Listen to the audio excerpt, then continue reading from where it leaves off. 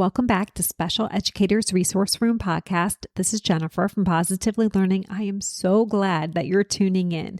We've been building your independent work system, building a system that actually works, and we want to put it into place before the back to school craziness hits. That's been the focus of our Special Educators Summer Series, and I believe we're ready for week 7. The tasks framework is fully built. You've been working through the previous videos and podcast episodes, and today is the first application episode because today we're going to be running what I call the small group test. Before we dive into this very simple action step, I want to address 2 comments that I received in the past week because you might be thinking the same thing. One comment was that independent work felt like more trouble than it was worth. It was sometimes easier just to teach a whole group than to keep students busy with independent work and pull small groups. Valid comment. I know I have felt that way too. The other comment was about the independent work itself. It was on Facebook, and this teacher said, "This looks good for organization, but isn't this independent work just busy work? You're just keeping students busy so that you can pull a small group. Should they be doing something more meaningful?" Very valid comment, and I appreciated it because it helped remind me that maybe I haven't explained it that well because I don't view this independent work as busy work at all. So let me back up a little bit and share how I used it in my own classroom. I was in the inclusion classroom setting, and I also pulled students into the resource room setting. Now, students came to me for reading intervention, math intervention, IEP services, testing accommodations, all kinds of individual support. My classroom felt like a revolving door. Students were constantly coming and going. Some would transition beautifully. Others needed extra support. Some arrived early, some were late, some were unexpected. Sometimes a student walked through the door already feeling frustrated before we had even gotten started. That's how every day went. And it was like this huge giant puzzle I was always trying to solve. I wasn't looking for something to keep students busy. I was looking for a way to keep learning going. I don't know about you or if I've talked about this in the past on this podcast. I always felt like we did not have enough time. We did not have enough time to accomplish everything we needed to accomplish. And then there were also days that if I did have the time, that didn't mean my students were present for learning. I mean, they were present, but the learning window was a little wobbly. Maybe my students were hangry. They were tired. Something else was going on. And that learning window just wasn't fully open where we could just put all the learning in and, oh, they've got it. Everybody's good. That was not my experience. Even if your students are with you all day long, you don't actually have all day of learning availability because there's so many things happening. Related services, testing, schedule, behavior, students arriving, leaving throughout the day, bathroom breaks. Learning windows are what open and close all day long. And when the learning window opened, I didn't want students just filling it with busy work because I was helping somebody else. That's what independent work solved for me, not busy work, not something to fill time.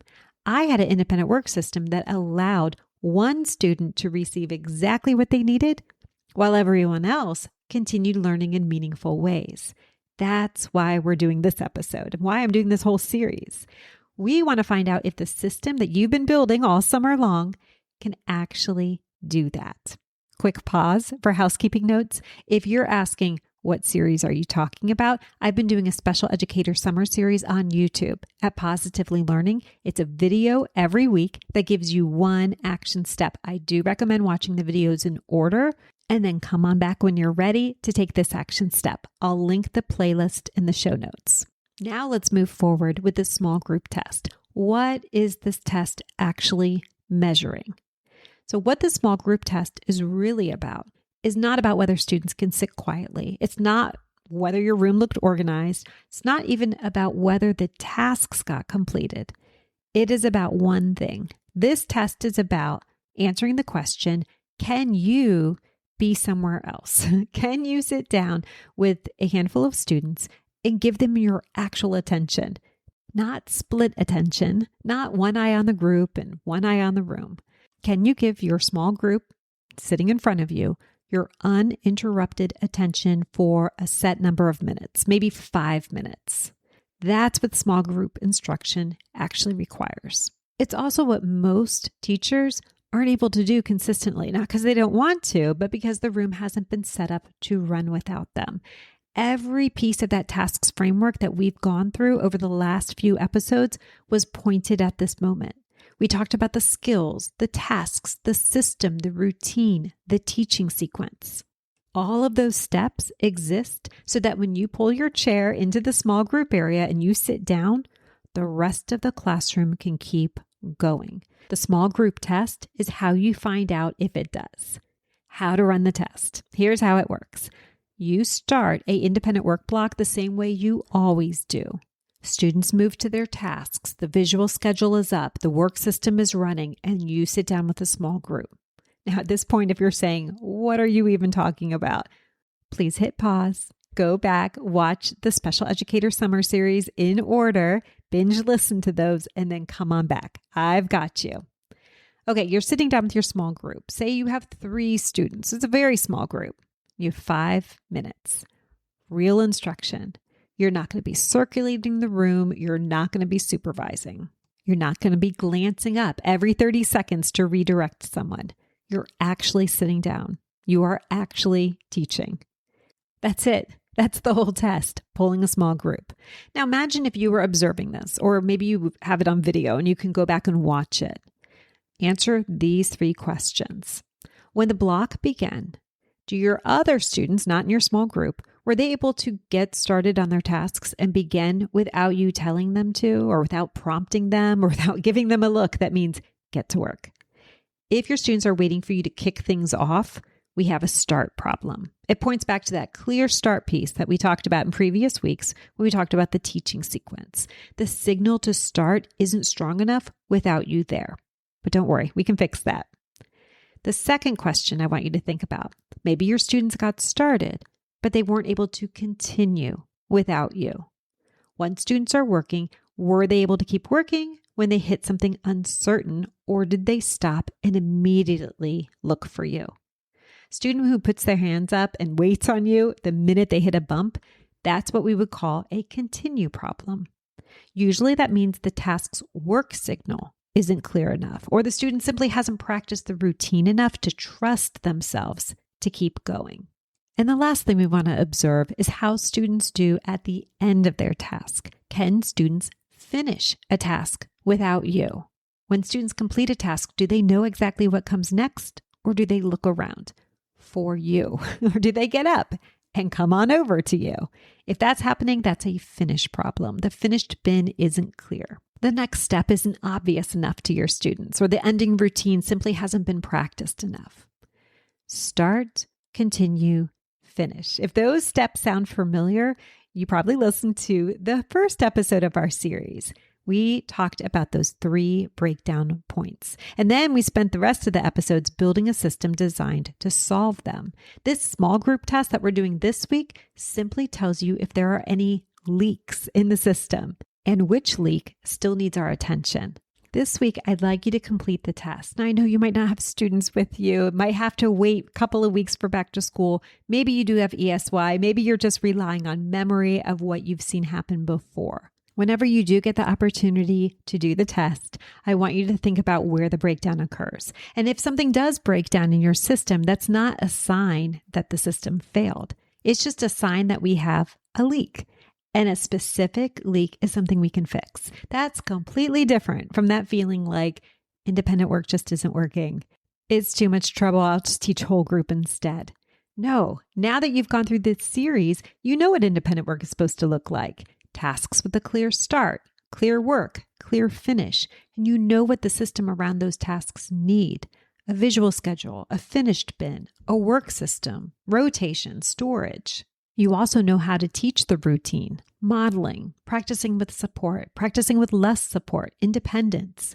If the small group test reveals any breakdowns, we don't need to feel worried about it. We can name it. That's a clear start problem. That's a finish routine problem. That's a teaching sequence that needs another day of practice. That's not failure. That's just data. One important note before you go take the small group test, I do think you should only do 5 minutes. I really believe that's all you need. I wouldn't do 15. I wouldn't do 30. I think 5 would be long enough to expose if there's a leak. It's also short enough, so if something does break, you can still recover. The goal is not to have a perfect small group lesson. I mean, that would be nice, but the goal right now is not to have a perfect small group lesson. The goal is information. What breaks first? The start, the continue, the finish. We want to find the bottleneck, so write it down, and next week we're going to come back and we're going to troubleshoot. We'll walk through what each bottleneck points to and exactly what to adjust. So your job this week is to run the test, find the leak, name it, and that is all. Before I close this episode, I want to say something about what you're working toward. The first time you stay in a small group for 5 uninterrupted minutes and the room keeps on running, it might feel a little bit strange. I bet you didn't think I was going to say that.